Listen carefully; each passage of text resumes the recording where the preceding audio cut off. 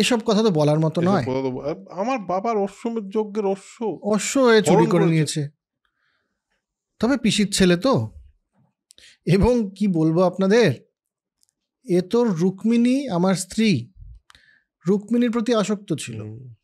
রাগটা তো বুঝতে পারছেন কেন, রুক্মিণীর প্রতি আসক্ত ছিল এবং রুক্মিণী একে ধিক্কার দিয়ে এর সাথে বিবাহ না করে আমার সাথে বিবাহ করেছে। রাগের কারণ তো বোঝা যায়, স্বাভাবিক। শিশুপাল এতে হা করে হেসে উঠেছে, বলছে কেমন পুরুষ রে বাবা, তোমার স্ত্রীকে অন্য আরেকজন পুরুষ বিবাহ করতে চাইতো, এটা আবার তুমি বড় গলা করে বলছো সগর্বে। হ্যাঁ, আর তাও এই সমস্ত রাজাদের সামনে।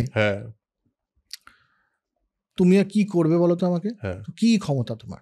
তোমার কি ক্ষমতা? তুমি তো দেখি কি ক্ষমতা। কৃষ্ণ আর কিছু বলেনি। কৃষ্ণ বলছে হ্যাঁ, সে তো ক্ষমতায় যদি দেখতে চাও তাহলে দেখি বলে চক্রটা নিয়ে ওর মাথাটা কেটে ফেলে। ব্যাস, এই শিশুপাল বধ।